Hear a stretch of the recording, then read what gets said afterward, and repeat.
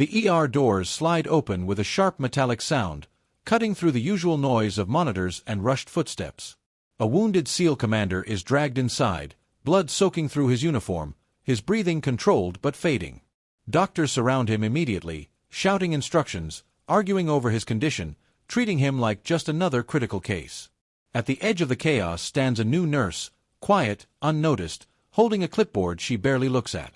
No one asks her opinion. No one even makes space for her. Then the SEAL commander lifts his head. His eyes lock onto her. The entire room doesn't notice the change in his expression, but she does. And in that single moment, everything in the ER feels like it's about to turn. The emergency room never truly becomes silent. Even at its calmest, there is always the low pulse of monitors, the distant rolling of stretchers, and the sharp rhythm of footsteps that never slow down.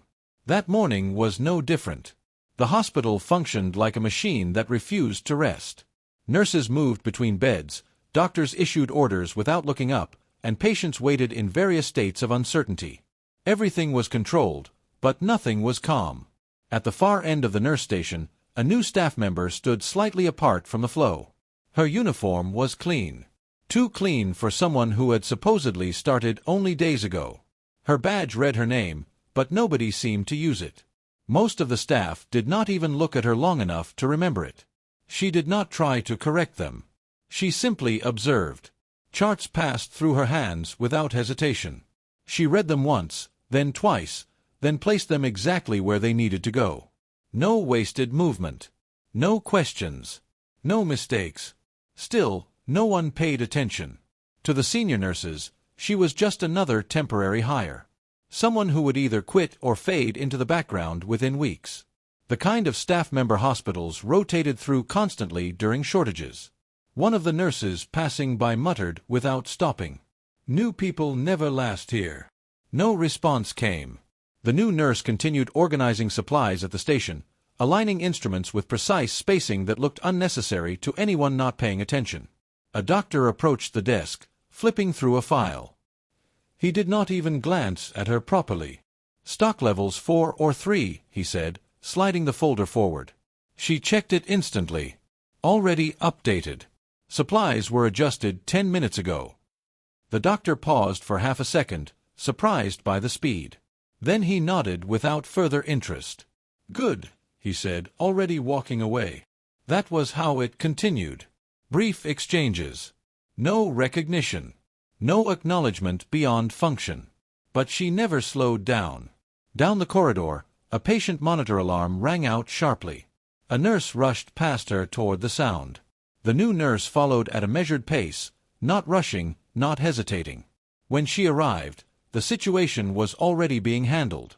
A junior doctor was adjusting oxygen levels, visibly stressed.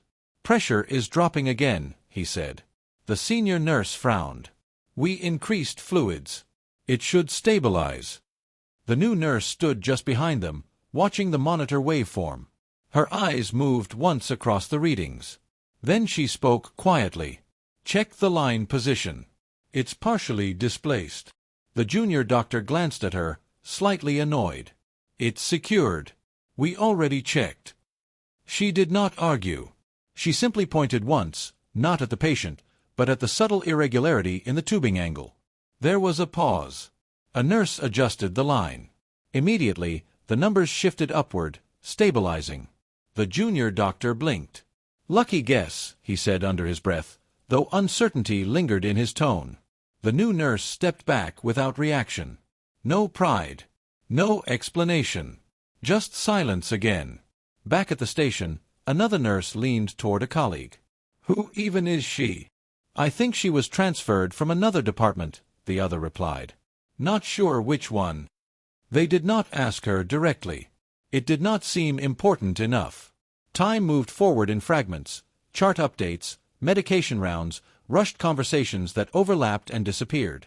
The hospital remained steady on the surface, but tension always existed underneath, like pressure building in a sealed room. The new nurse moved through it all without friction. She did not seek attention. She did not avoid it either. She simply existed in the space between urgency and routine, always slightly ahead of instruction, always slightly behind notice. In the storage corridor, She paused for the first time. A supply cabinet door hung open. Inside, equipment was arranged incorrectly. Not by accident, but by careless handling. She corrected it without being told. A passing orderly saw her and frowned. "You don't need to do that. Maintenance will handle it." "It affects response time," she replied calmly. He shrugged. "It's just storage." She did not respond again, but her eyes lingered a fraction longer than necessary. Not at the equipment. At the corridor exit. Something about the building's rhythm had shifted. Not visibly. Not loudly. But in the way trained instincts recognize patterns before events occur. She felt it before anyone else did. Something was coming. Not routine. Not medical. Something structured. Controlled. Military in nature, though no announcement had yet been made. Back in the ER, the normal flow continued uninterrupted. Doctors argued over dosage adjustments. Nurses updated charts. Patients waited under fluorescent lights that never softened. And still, no one looked at the quiet new nurse standing near the edge of the station. Not once did they suspect that she was not where she appeared to be. And not once did they realize that whatever was approaching this hospital would not treat it like a hospital at all. It would treat it like a point of contact. And she had already noticed the first sign. Far before anyone else. The first shift in the system had already begun. The hospital's rhythm changed before anyone noticed why. It was not loud. Not dramatic. It was subtle, like a machine missing a single gear but still running. The ER monitors kept beeping, the doors kept sliding open, and voices still overlapped in controlled urgency. But something in the flow was wrong. On the overhead radio system, a transmission crackled through. "Incoming priority transport. ETA 7 minutes. Military escort confirmed." A few heads turned. Not many. In a hospital like this, priority cases were normal. Military escort cases were less common, but not unheard of. A nurse at the station side. Probably another training accident. No one questioned it further. Except the quiet new nurse. She was standing near the supply counter, replacing gloves in exact alignment. Her movements paused for half a second at the word escort. Then she resumed as if nothing had happened. Down the corridor, a doctor reviewed incoming logs. "What kind of unit?" he asked casually. The radio responded with static first. Then a fragmented answer. "Classification withheld. Direct transfer authorized." That got a brief pause from the room. Not fear. Not alarm. Just curiosity. A senior nurse muttered, "That's unusual." The doctor shrugged. "Could be security protocol. Happens sometimes with federal cases." But the quiet nurse's eyes lifted slightly. Not toward the radio. Toward the hallway entrance. Like she was already calculating distance. Timing. Approach angles. No one saw her do it. At triage, preparations continued. Beds were cleared. Equipment checked. Staff moved with practiced efficiency. But tension started to leak into small actions. Slightly faster footsteps, shorter responses, tighter communication. The hospital was preparing for something it did not fully understand. Outside, distant sirens grew louder. Then stopped abruptly. Not fading away. Stopping. A nurse frowned. Why did they stop? No one answered. The doors of the ER remained closed, but the glass panels reflected movement outside, shadows of vehicles, figures standing still, organized in formation.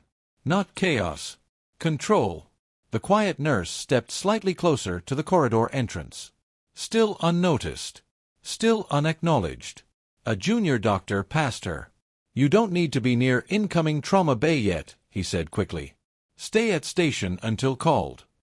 She nodded once. And stepped back. No argument. No resistance. But her positioning changed subtly, now closer to the exit path than before. 3 minutes later, the atmosphere inside the hospital shifted again. The automatic doors opened. Cold air entered first. Then the stretcher. The SEAL commander arrived. He was not unconscious. Not fully.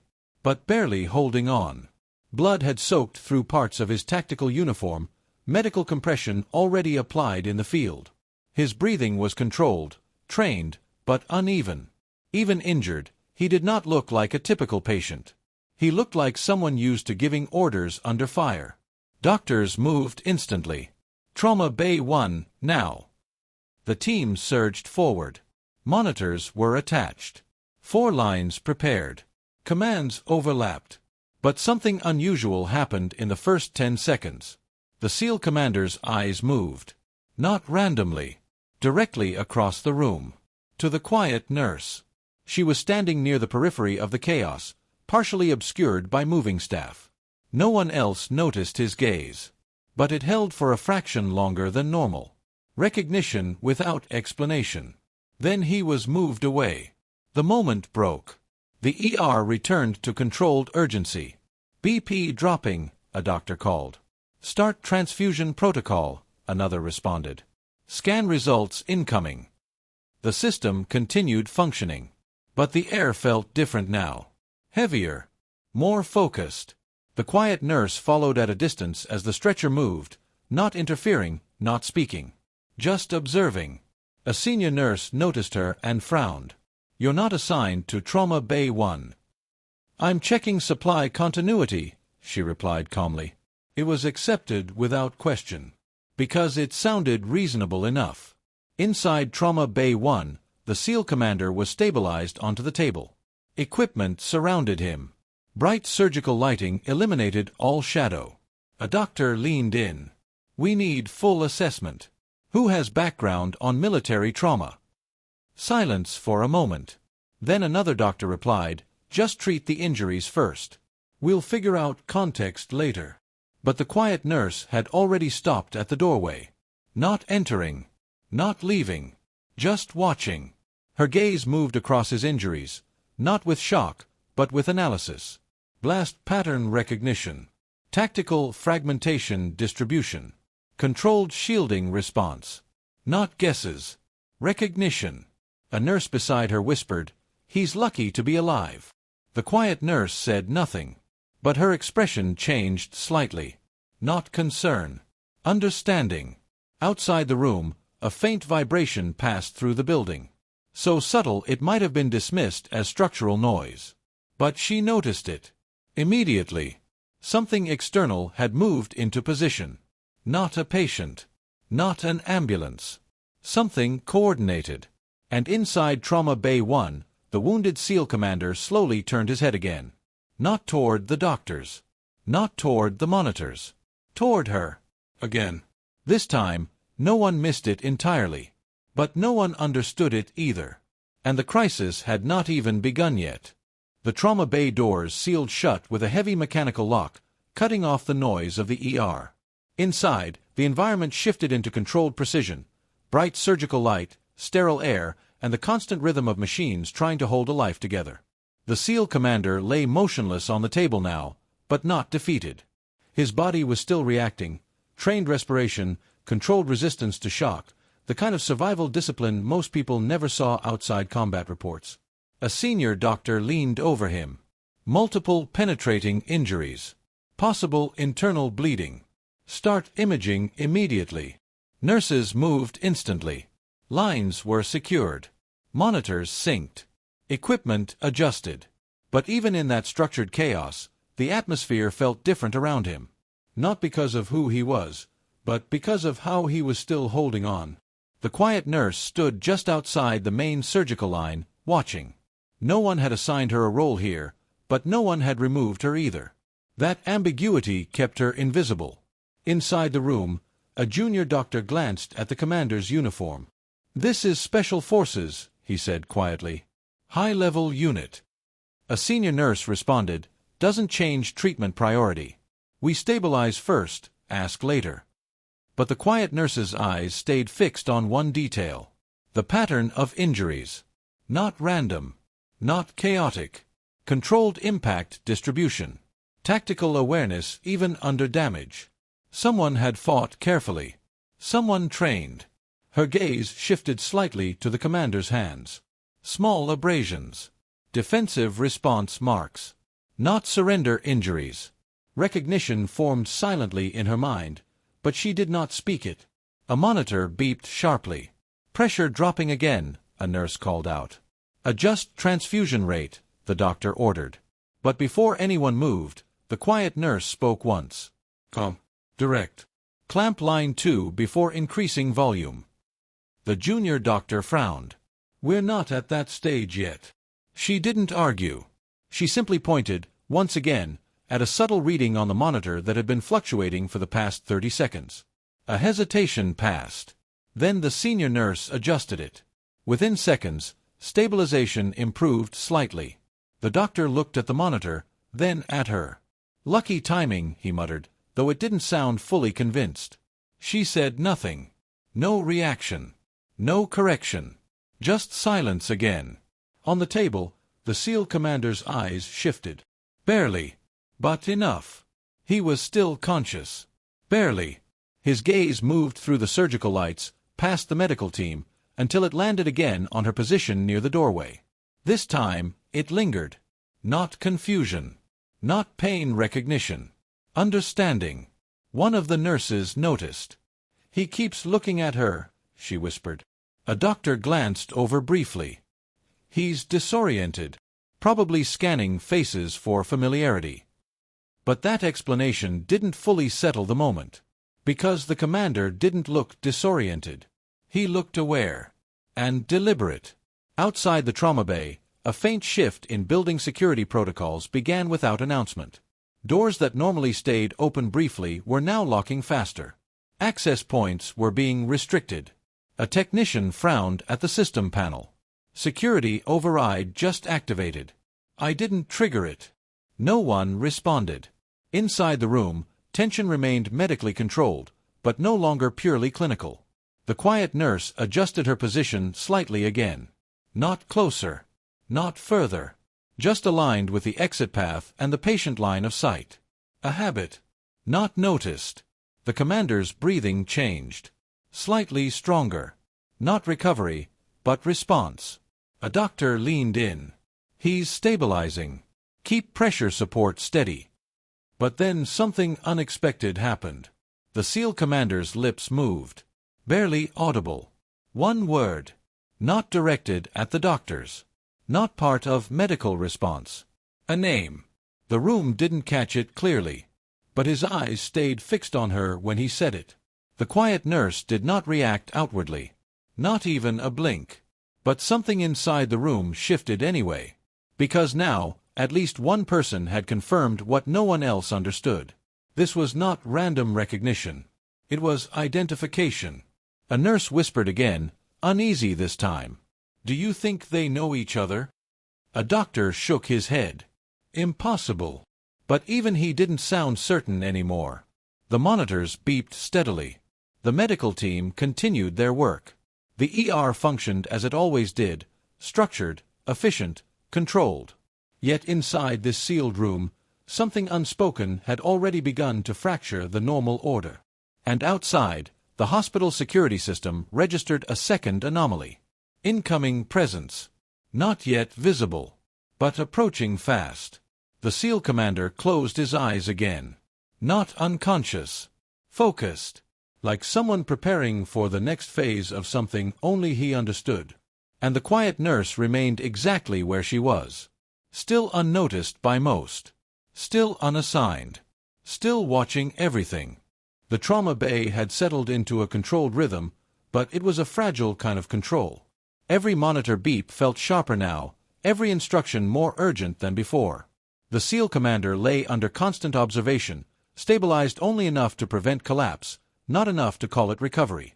Outside the surgical line, the medical team pushed forward with clinical efficiency. Inside it, tension kept building in quiet layers. The quiet nurse remained near the doorway. Still unassigned. Still overlooked. A senior doctor reviewed the scan results. Internal damage is worse than expected, but manageable if we proceed carefully. Another added, "We need to avoid fluid overload. His system is already compensating at limit." The quiet nurse stepped forward half a pace. Not interrupting. Not intruding. Just observing the monitor display again. A slight variation in rhythm had appeared, subtle but consistent. She spoke calmly. His vascular response is compensating unevenly. If you continue at that rate, you'll destabilize segmental pressure balance. The room paused. Not because of authority. Because of interruption. A junior doctor looked at her. We're following protocol. He's in critical condition, but stable under protocol. She did not argue. She simply repeated, quieter. The protocol assumes uniform vascular response. His isn't uniform. A silence followed. Then the senior doctor exhaled slightly, irritated. Who assigned you to this bay? No one answered. Because technically, no one had. A nurse glanced at her badge again. She's new intake. Admin cleared her for general support. The doctor nodded slightly, dismissing it. Then stick to support. Don't interpret trauma physiology beyond scope. The quiet nurse stepped back immediately. No resistance. No emotion. Just compliance. But her eyes did not leave the monitor. The SEAL commander's condition shifted again, subtle instability, just as she had indicated. The junior doctor frowned. We're seeing fluctuations. The senior doctor responded quickly. Adjust infusion. Increase by 10%. The quiet nurse's gaze sharpened slightly. But she said nothing this time. The adjustment was made. At first, it appeared successful. Then the monitor spiked irregularly. A nurse called out, pressure is dropping again, faster this time. The room tightened instantly. Reassess volume, the doctor ordered. But now hesitation spread. The numbers were not responding in expected patterns. The system was no longer behaving predictably. The quiet nurse stepped forward again, but stopped just short of speaking. She observed instead. One line. One waveform. One pattern deviation. Then she spoke once more. Reduce infusion rate immediately. Not increase. The junior doctor turned sharply. We already increased it based on his output. She replied calmly, his output is reactive, not stable. You're feeding compensation, not recovery. A pause. The senior doctor looked at her directly now. Are you suggesting we override trauma protocol? Her response was immediate. Controlled. I'm suggesting the patient is not responding to standard protocol physiology. The tension in the room shifted. Not anger. Not agreement. Uncertainty. The SEAL commander's hand moved slightly on the table. A minimal motion, but enough to draw attention. His eyes opened again. And this time, they did not look at the doctors first. They looked at her. Directly. The room noticed it now. A nurse whispered, he's still focusing on her. A doctor frowned. He's probably associating her with intake response. That's all. But the explanation felt thinner now. Less certain. The commander's breathing stabilized briefly, then steadied further, not because of medication adjustment, but because of something unspoken in the room. A connection no one could quantify. The quiet nurse finally stepped back again. Not because she was told. Because she chose to. But her expression had changed slightly. Not concern. Not confusion. Assessment. As if she had confirmed something she already suspected. Outside the trauma bay, security logs flickered again. Another system shift. Unauthorized external clearance request detected. The hospital technician muttered, that's the third override signal in 10 minutes. No one responded. Inside the room, the senior doctor lowered his voice. We continue protocol. No deviations. The team resumed. But now, the confidence had weakened slightly. Because someone in the room had already been proven partially correct. And the patient had already chosen where to look when it mattered. Not at authority. Not at rank. At her. And that detail was beginning to spread silently through the room like an infection no one could name. The trauma bay lights remained steady, but the atmosphere inside the room had changed in ways no monitor could display. Everything still functioned, machines, procedures, voices, but confidence had begun to fracture quietly beneath it all. The SEAL commander lay stabilized for the moment, but not resting. His breathing followed a controlled pattern, as if even unconsciousness was something he refused to fully surrender to.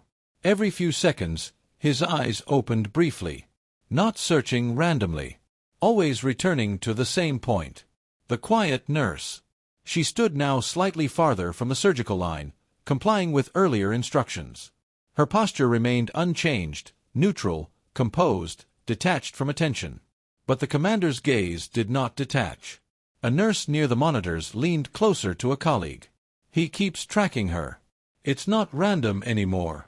The colleague replied quietly, "He's probably associating her with intake stabilization. Trauma patients do that sometimes." But even as the explanation was spoken, it didn't fully convince either of them. Inside the room, the senior doctor checked the latest vitals. "We're holding stable for now. Keep monitoring for secondary complications." The junior doctor added, "Neurological response is inconsistent, but within expected trauma variants." Still, something about the case felt increasingly unpredictable. The quiet nurse stepped forward once, not into the center, but just enough to see the monitor clearly again. No one stopped her this time. Not because they trusted her, but because nothing she had done so far could be easily dismissed anymore. The commander's fingers moved again. Slight, controlled movement. Not panic. Not random motion. Intentional. A signal. The senior nurse frowned. "Is he trying to communicate?" A doctor shook his head. "Unlikely in this condition. It's reflex activity." But then the commander's eyes opened fully. The room quieted instinctively. Not because of instruction. Because of presence. His gaze shifted slowly across the team, bypassing doctors, bypassing equipment, bypassing noise. And then it stopped. On her. This time, there was no ambiguity in it. The silence stretched for a moment too long. A junior nurse whispered, "Why is he looking at her like that?" No one answered immediately. The senior doctor stepped closer to the bed. "Commander, can you hear me?" No response. Only a slight shift in breathing. Still focused elsewhere. The doctor repeated, firmer, "You're in a medical facility. You are safe." The commander's eyes did not move. Then, finally, a change. Not in his medical state, but in his awareness. He lifted his head slightly, despite the pain response it triggered. A restrained motion. Controlled. And then he spoke. Not loudly. Not clearly at first. But enough. One short phrase. Directed past the doctors. Directed past the room. At her. The words were not fully understood by the staff. Only fragments were caught. Military terminology. Identification structure. Something coded, deliberate. The room froze slightly. A nurse whispered, "That sounded like confirmation?" The senior doctor frowned. "He's disoriented. Trauma speech patterns can cause fragmented recall." But the explanation felt weaker now, because the commander did not sound confused. He sounded certain. The quiet nurse did not respond. Not verbally. Not physically. She simply held his gaze for a fraction longer than necessary. Then looked away again. Controlled. Contained. But something had passed between them in that moment that no one else in the room could access. A recognition without announcement. A verification without explanation. The commander's breathing steadied slightly after that exchange. Not medically explained. Not entirely logical. But improved. The monitors confirmed it. The staff noticed it. And they did not understand it. Outside the trauma bay, another system alert triggered, this time stronger than before. External security perimeter breached. But no one inside responded immediately. Because the focus inside the room had shifted elsewhere. The quiet nurse adjusted her stance again, almost imperceptibly. Closer to exit alignment. Closer to control observation point. A habit no one questioned. The commander closed his eyes again, but not fully unconscious. Resting in awareness. Like someone waiting. And the room, for the first time, began to feel less like it was treating a patient, and more like it was standing inside a situation it had not been cleared to understand. The first warning did not come from inside the hospital. It came from the system itself. A faint alert blinked on the security terminal outside the trauma bay, ignored at first, then overridden by routine hospital traffic. But within seconds, it returned. Stronger. Repeated. Persistent. Perimeter anomaly detected. A technician frowned at the screen. That's the third false trigger today. But he stopped mid-sentence. Because it wasn't a false trigger anymore. Outside the emergency wing, movement had changed. Not chaotic. Not random. Structured. 3 vehicles had positioned themselves beyond the ambulance line. Engines idling but controlled. No sirens. No flashing lights. Just presence. Inside, the ER continued its normal chaos. Monitors, stretchers, commands, but it was now layered over something else. Something invisible to most. The trauma bay doors remained sealed. The SEAL commander was still under observation, stabilized but closely monitored. And the quiet nurse stood near the edge of the room again, observing the latest readings. A junior nurse passed by her quickly. "Security's acting weird outside," she muttered. The quiet nurse didn't respond immediately. Then she said calmly, "It's not hospital security." The junior nurse frowned. What does that mean? But she had already moved on. Inside the trauma bay, the senior doctor reviewed updated vitals. "We maintain internal control. No need for external interference." But even as he said it, a subtle change in pressure registers began appearing on the monitors, not medical, but systemic. Access systems were being tested. Not breached yet. Probed. The junior doctor looked up. "Why are external security protocols cycling?" A technician responded over comms. "We're receiving repeated clearance requests. Military-grade authorization level." The senior doctor stiffened slightly. "Deny all external access." But the system hesitated. Not obeying immediately. That alone changed the mood in the room. The SEAL commander's eyes opened again. This time faster. More alert. He was reacting. Not medically. Operationally. His gaze locked immediately on the quiet nurse. A nurse whispered, "He's reacting again, every time something changes outside." The junior doctor glanced between them. "That's coincidence. He's in trauma state. He's not tracking external events." But the timing was too precise now. Too consistent. The quiet nurse stepped slightly closer to the monitor display. Her eyes scanned the fluctuation pattern once. Then she spoke. "Lock secondary oxygen feed. The external pressure shift is affecting internal balance." The senior doctor turned sharply. "External pressure shift?"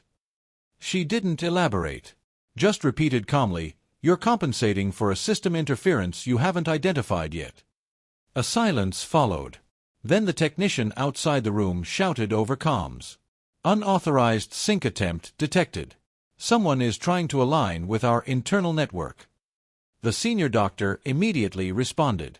"Block it." But the technician hesitated. "It's not coming from outside entirely." That sentence changed the air in the room. The SEAL commander shifted again. More controlled now. Less pain response. More alert structure returning. Like someone waking into familiarity. Outside, footsteps echoed down the emergency corridor. Not rushed. Not panicked. Measured. Purposeful. Security guards moved into position, but something stopped them from advancing further. A command over radio cut through. "Stand down. Hold perimeter only." No explanation. Inside the trauma bay, the quiet nurse adjusted her position again, closer now to the inner wall, aligned with both patient and corridor access. A nurse noticed. "Why does she keep moving like that?" But no one answered. Because at that moment, the trauma bay doors received a direct access request.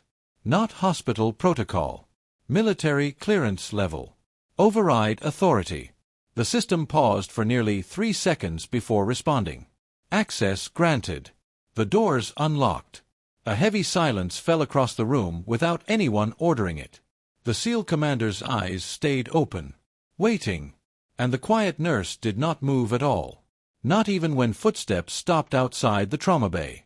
Not even when the door began to open. Because she already knew who was arriving. Before anyone else in the room understood what was happening, the system had already confirmed something they hadn't been told yet. This was not a hospital case anymore. It had become an extraction-level operation.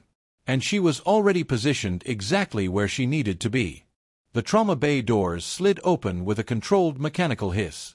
No urgency followed it. No chaos. No rushed medical entry. Only presence. The air in the room shifted immediately, not from noise, but from authority, subtle, heavy, unmistakable. Even the monitors seemed secondary for a moment, as if the room itself had reclassified what mattered. 2 armed personnel remained outside the threshold. 1 figure stepped inside alone. No announcement. No introduction. Just structured movement. The senior doctor instinctively straightened. This is a restricted medical. He stopped. Because the man didn't look at him. Not even briefly. The SEAL commander on the table shifted his eyes immediately toward the entrance. Not surprised. Not alarmed. Acknowledging. The quiet nurse remained still near the inner wall, her posture unchanged. But her attention sharpened, subtle, precise, immediate. The newcomer's gaze moved across the room. Equipment. Staff. Patient. Monitors. And then it stopped. On the commander. A long pause followed. Not emotional. Not dramatic. Operational recognition. The junior doctor whispered, "Who is that?" No one answered. Because no one inside the room had been given permission to know yet. The commander attempted to shift slightly, but stopped, pain control holding him in place. Still, his awareness was fully active now. The newcomer stepped closer to the bed. The silence between them carried weight, like structured communication happening without words. Then, the commander spoke first. Low. Controlled. Fragmented, but intentional. A designation. Not a name. The newcomer finally responded. A single nod. That was all. But the meaning inside that gesture was enough to change the temperature of the room. A nurse at the back whispered, "That's military recognition, isn't it?" The senior doctor frowned. "This is a hospital case. Not a field exchange." But even he sounded uncertain now. The quiet nurse shifted her gaze slightly, just enough to observe the exchange fully. Not surprised. Not reactive. Confirming. The newcomer finally spoke, voice calm and direct. "Status report." Not to the doctors. To the commander. The room hesitated. Because the question bypassed medical hierarchy entirely. The commander's response was short. Strained but precise. A coded summary. Injury status. Environmental risk. External pressure level. Not medical language. Operational language. The senior doctor took a step forward. "We are actively stabilizing the patient. Any external coordination must go through hospital command." The newcomer turned slightly. Just enough to acknowledge him. But the response was not directed at him. It was a single sentence. Controlled. Final. Medical command is secondary in this case. No aggression. No explanation. Just classification. The doctor froze. The room didn't react loudly, but the hierarchy inside it shifted silently. The SEAL commander's eyes briefly closed, then reopened. Slight relief in controlled form. The quiet nurse watched this entire exchange without moving. Then, for the first time, the newcomer's attention shifted. Not to the doctors. Not to the monitors. To her. A pause. A recognition that was not announced but clearly registered. The commander followed that shift immediately with his eyes. The room noticed both of them looking at the same person now. The junior nurse whispered, "Why are they both looking at her like that?" No answer came. The quiet nurse did not react outwardly. But she adjusted her stance by a fraction. Not defensive. Not nervous. Prepared. The newcomer spoke again, quieter this time. One sentence. Directed across the room. Not to the staff. Not to the patient. To her. The words were not fully audible to everyone. But the effect was immediate. The commander's posture relaxed slightly. The monitors stabilized further. And the senior doctor stepped back without realizing it. Because something had just been acknowledged in that room that did not belong to hospital authority at all. It belonged to something older. Structured. Classified. Confirmed. The quiet nurse did not respond. But for the first time, she no longer felt invisible in the room. And that changed everything. The shift did not happen loudly. It happened all at once. One moment the trauma bay was operating under controlled medical procedure. The next, every system in the room began responding to overlapping authority inputs, medical, security, and external clearance signals competing for control. The monitors flickered briefly. Not failure, interference. A technician outside the room spoke urgently over comms. "We're getting conflicting system commands. Hospital protocol and external override are colliding." Inside, the senior doctor stepped back from the bed. What external override? No answer came immediately, because no one fully understood it yet. The SEAL commander remained on the table, still injured, but now fully alert in fragments. His eyes moved between the newcomer and the quiet nurse, as if tracking multiple layers of the situation simultaneously. Not confusion. Assessment. The quiet nurse stood near the wall, no longer fully blending into the background. The room's attention had already shifted around her without permission. The newcomer remained near the bed, calm and unmoving, as if waiting for a system to settle into its correct hierarchy. Then the hospital lights flickered once. A brief failure in auxiliary power. Emergency systems engaged immediately, but the interruption was enough to change the psychological balance in the room.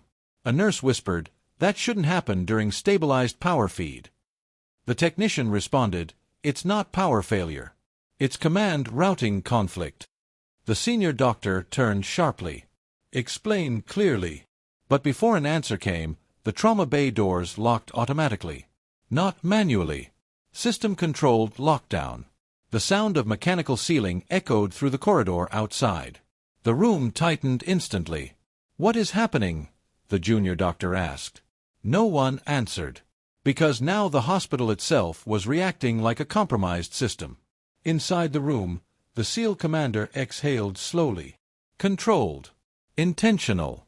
Then spoke again. Short. Direct. A phrase that triggered no medical response, but immediate recognition in the newcomer. The newcomer gave a single, minimal nod. And that nod changed the tone of everything. The quiet nurse observed both of them. Then stepped half a pace forward. Not into center. Just into alignment with visibility. A nurse noticed. She's moving closer to them now. But no one stopped her. Because no one was fully certain anymore who had authority in the room. The monitors stabilized briefly again, then spiked in a new pattern. Not deterioration, but recalibration. A technician called out, "External system is attempting controlled synchronization with internal patient data stream." The senior doctor snapped, "Stop it immediately." The reply came back after a pause. "We can't isolate it cleanly. It's already partially integrated." That sentence created a quiet stillness in the room. The newcomer finally turned slightly toward the hospital staff. Still calm. Still composed. But now direct. Step back from the patient interface zone.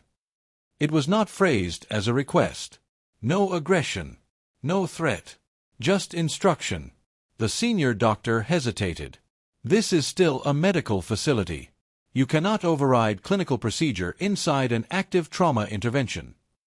The newcomer met his gaze for the first time fully. Then responded in a low, controlled tone. "This is no longer a purely clinical situation."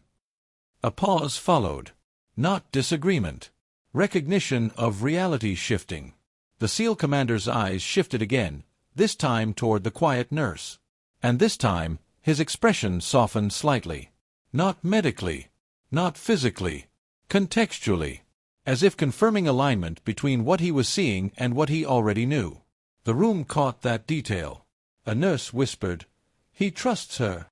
But even that word felt incomplete. It wasn't trust. It was verification. Suddenly, external alarms triggered again. Stronger this time. Not inside the hospital system. But perimeter breach escalation. A technician shouted, "Multiple unauthorized entries approaching emergency wing." The senior doctor froze. "Are we under attack?" No one answered immediately, because the answer was not simple enough to say aloud. Inside the trauma bay, the quiet nurse finally spoke again. Minimal. Lock internal corridor access. Do not open secondary exit routes." The junior doctor turned. "On what authority?" She did not respond to the question, only repeated once.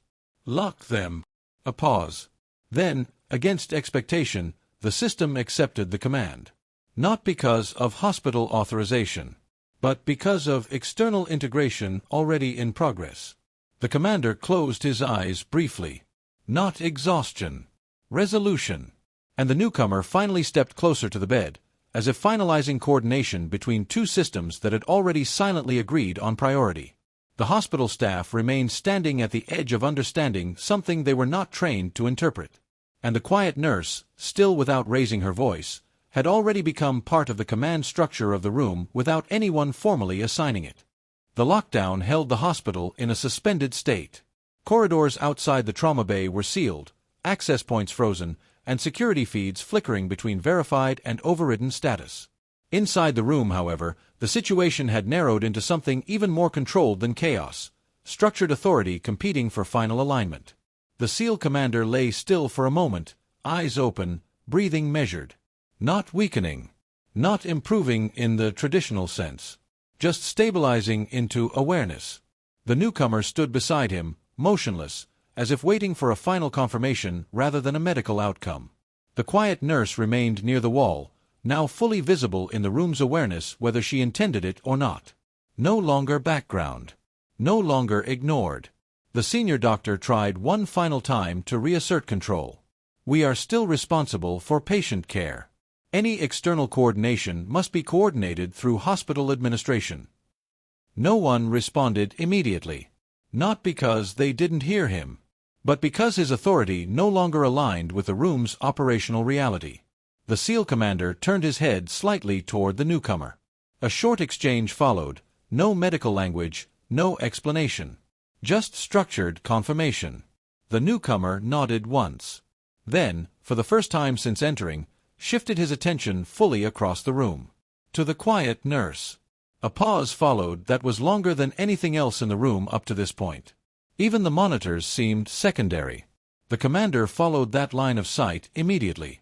His expression changed subtly, recognition deepening into confirmation. A nurse whispered, "It's happening again." They're both focused on her. The junior doctor looked between them, unsettled. This is not standard trauma response behavior. But his voice lacked certainty now, because it was no longer just a patient case. The newcomer finally spoke. Direct. A short statement. Not loud. Not dramatic. But absolute in tone. The effect in the room was immediate. The SEAL commander responded first. Not verbally. A restrained movement of acknowledgement. Then, slowly, he lifted his hand from the table. Pain visible, but controlled through discipline. Not toward the doctors. Not toward the equipment. Toward her. A formal gesture. The kind that does not require explanation inside military structure.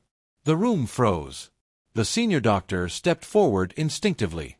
What is this supposed to mean? But the newcomer answered before anyone else could. Calmly. Without looking away from the commander. It means recognition has been confirmed. The doctor frowned. Recognition of what? No answer came immediately. Because the explanation was not meant for him. The commander's hand lowered slowly. His breathing steadied further, as if the act itself had stabilized more than medication could. Then, something shifted outside the room again. Security feeds stabilized. Locked systems resolved. External interference reduced to minimal presence. Not gone, but contained. The technician's voice came through the intercom. Perimeter situation is under control. Units have halted advance. No explanation followed. Just confirmation of cessation. Inside the trauma bay, the newcomer finally stepped back half a pace. A sign, not of withdrawal, but of completion of immediate command alignment. The quiet nurse remained still. But now, She was no longer unnoticed, even if no one spoke about it directly. The senior doctor looked between all three of them, patient, newcomer, nurse, and for the first time, hesitated before speaking. "Who exactly is she?" Silence followed. The question hung in the room without resolution. The SEAL commander closed his eyes briefly, then reopened them. Not exhaustion. Closure of operational loop. The newcomer turned slightly toward the medical staff. "This situation is no longer under hospital classification alone," he said calmly. Then added, after a pause, "It has been resolved at external command level." No one argued. Not because they agreed, but because contradiction no longer carried weight inside the room. The quiet nurse finally looked away from the monitors. Not toward anyone specifically. Just downward for a moment. Like returning something internal to silence. The commander's breathing steadied completely now. Not recovery yet, but stabilized beyond immediate danger. The room began to feel less compressed. But not normal again. Never fully normal again. Because everyone present now understood something without being told directly. What had just happened in this room was not a medical event that escalated into military involvement. It was a military situation that had passed through a hospital. And she had been central to it without ever raising her voice. The trauma bay doors opened again, but this time nothing rushed in. No alarms followed. No new directives echoed through the system. Only controlled silence. The SEAL commander had been stabilized enough for transfer. Not fully healed, not fully cleared, but no longer in immediate danger. Medical staff worked with quieter urgency now, as if afraid to disturb the balance that had been established.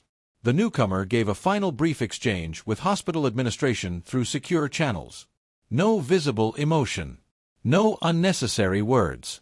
Just closure of operational oversight. Then he left. No ceremony. No acknowledgement from the staff beyond instinctive silence as he passed. The corridor returned to normal hospital noise within seconds, but the trauma bay did not. Inside, the senior doctor finally exhaled properly. The tension that had been held in his posture for the last hour slowly released, replaced by confusion more than relief. "What just happened here?" he muttered. No one answered him. Because no one had a complete explanation that fit medical language anymore. The SEAL commander was moved onto a transfer stretcher. As he passed the threshold of the trauma bay, his eyes shifted one last time. Not toward the doctors. Not toward security. Toward her. The quiet nurse. A final, restrained acknowledgement, barely perceptible, but deliberate. Then he was gone. The doors closed behind him. And the room emptied of its most unusual presence. For a moment, no one moved. Machines continued their steady rhythm. The hospital continued functioning. But something intangible had ended. A nurse finally spoke quietly. Was she involved in military operations? A senior staff member immediately replied, "That's not possible. She's hospital intake staff." But the certainty in that statement felt weaker now. Because no one had actually verified it anymore. The quiet nurse returned to the supply station as if nothing had happened. She removed a pair of gloves, disposed of them properly, and adjusted a tray that didn't need adjusting. Her movements were calm again. Controlled again. Familiar again. But no longer invisible. A junior nurse approached slowly, hesitant. "Hey, earlier, what they said to you?" The quiet nurse didn't look up immediately. Then replied softly, "It's finished." That was all. The junior nurse hesitated. But who were they? No answer came. Not refusal. Not secrecy. Just absence of response. Some questions were not being opened. Across the ER, normal activity resumed. New patients arrived. Old ones were discharged. Charts were updated. Phones rang. Orders were given. Life continued. But the perception of the room had changed permanently. People spoke more carefully now. Looked twice before dismissing anything. Paid attention to details they previously ignored. The quiet nurse remained at her station until the end of her shift. No one challenged her work anymore. No one mocked her presence. But no one approached her directly either. At the end of the shift, She signed out her logbook, placed it down neatly, and prepared to leave. As she walked toward the exit, the senior doctor watched her for a moment longer than necessary. Not with suspicion anymore.